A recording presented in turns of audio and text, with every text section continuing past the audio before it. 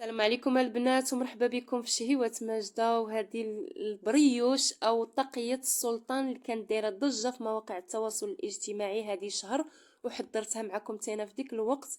هي كان عندي مشكل في المونتاج باش انا ما حطيتها لكمش. كيجي شكلها غزال وكتجي بحال القطن وكتجي معلكه بديك الشوكولا اللي كيكون فيها وكتجي رطبه وكتجي غزاله بزاف. وهنا كنقول لك مرحبا بك اختي في شهوة ماجدة، ما تنسينيش من لايكاتك وتعاليقك الزوينه. وهنا بسم الله على بركه الله، هادو هما المكونات كما كتشوفوا معايا، غنذكرهم معكم وانا كنحضر في نفس الوقت. هنا بسم الله على بركه الله، هنا في واحد لوبول عندي نص كاس ديال الحليب دافي، وعندي كذلك نص كاس ديال الماء دافي كما كتشوفوا معايا، وعندي بياض بيضه والصفر كنحتفظ به كما كتشوفوا معايا. وهذا الصفر غندهنوا به البريوش ديالنا. وهنا عندي نص كاس ديال السكر حبيبات، وعندي ربيع كاس ديال الزيت اللي هما 4 المعالق كبار، وعندي مليحه، وعندي معلقه ديال الفاني سائل او لا يعني ساشي ديال الفاني. كما كتشوفوا معايا كنخلط هاد المكونات ديالي مزيان على هاد الشكل هذا. من بعد كنضيف معلقه الخميره كبيره فوريه او معجونه اللي كتفضلوا. المهم هاد البريوش ما فيهش خميره الحلوه. عندي هنا زلافه ديال الدقيق الابيض اللي سبق لي وراني مغربلاها، كنضيفها تدريجيا كما كتشوفوا معايا وغير بالفوي. كما يمكن لكم ديروا غير فورشيط ولا اللي كتفضلوا بيديكم تخدموا. هنا كنكمل الكميه اللي عندي وكنخدم بهاد السباتول هذه مزيان، كندخل ديك الهواء لهاد البريوش. من بعد كنضيف الدقيق تدريجيا، يعني عندي في الكميه ديال الدقيق عندي 300 غرام.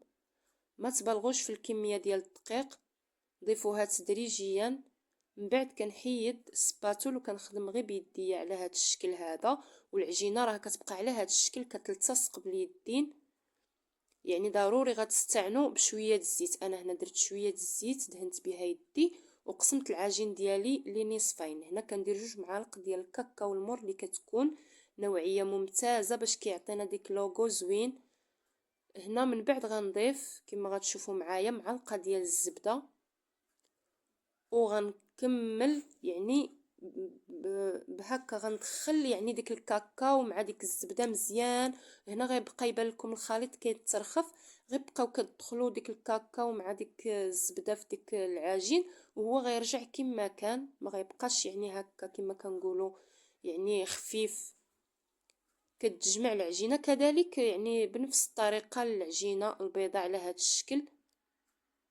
كيبقى الخليط يترخف من بعد ملي كتدخل ديك الزبده مزيان صافي كتولي العجينه كما هي.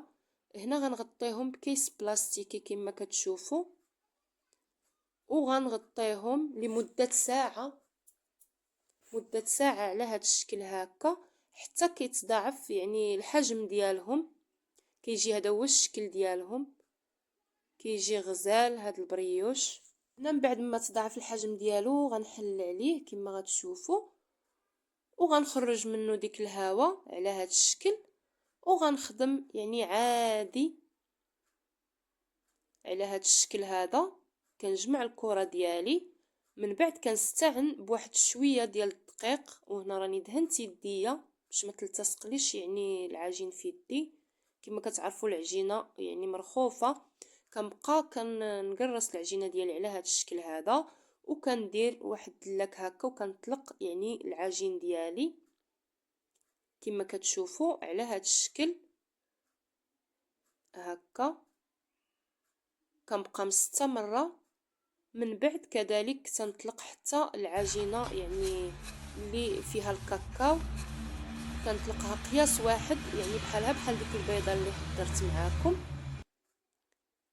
على هذا الشكل هذا. من بعد كنجيب يعني هاد العجين ديالي يعني الكحل كنديرهم فوق البيض كما كتشوفوا معايا في الصوره، كما غتشوفوا معايا في الصوره على هذا الشكل هذا. وكنقادو مزيان، حتى كيولي تقادا وحده هو وياه.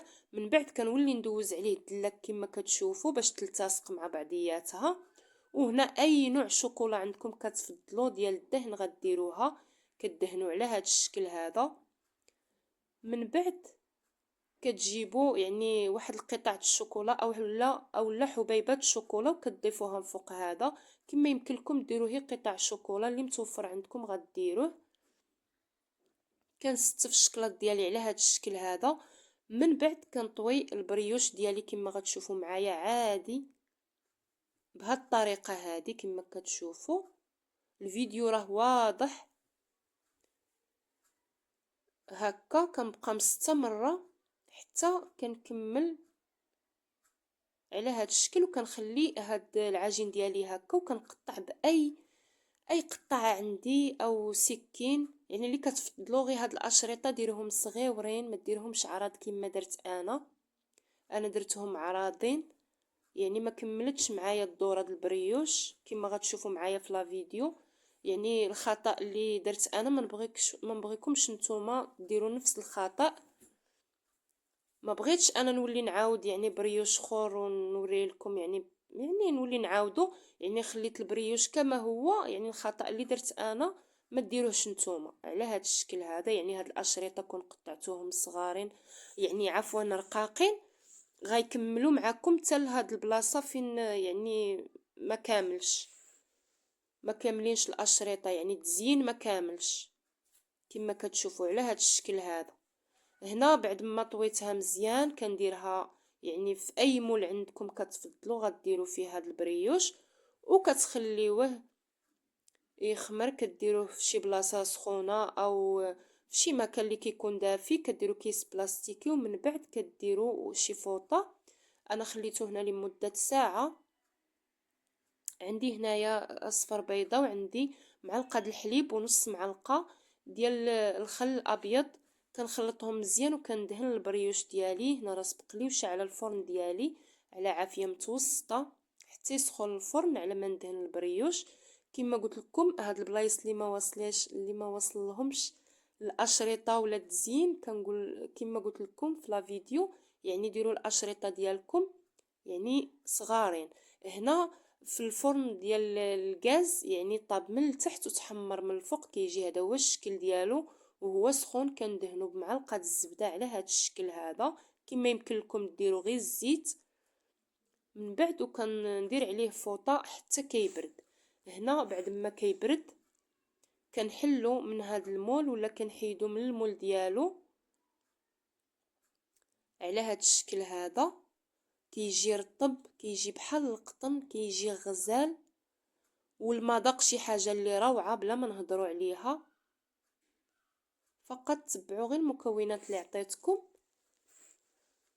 وكما سبق لي وقلت لكم هاد الاشرطه تبعدوهم على بعضياتهم وتقطعوهم يعني ما تقطعوهمش رقاق بزاف شويه باش يوصلوا لكم لفين هاد البلاصه انا اللي ما عنديش فيها التزيين. كيجي هذا هو الشكل البريوش ديالي كيجي غزال. كما يمكن لكم تخليوه يعني ليله ولا ليلتين يعني ما كيوقع له والو كيبقى هو كيجي غزال. كنقطع معكم واحد الطريف باش تشوفوه راه كيجي شي حاجه اللي رائعه ورطب بزاف. كيجي لذيذ يعني بديك الشوكولا اللي دايرين ما كيجيش مدقص ولا معجن. كيجي هذا هو الشكل ديالو. كنتمنى الوصفه ديال اليوم تعجبكم وتشاركوها مع العائله والاصدقاء وتفعلوا الجرس باش يوصلكم كل جديد. وما تنسونيش من التعاليق ديالكم الزوينه واللايكات ديالكم. وكنقول لكم شكرا بزاف. كيجي هذا هو البريوش ديالي وهنا كنقول لكم بسلامه عليكم.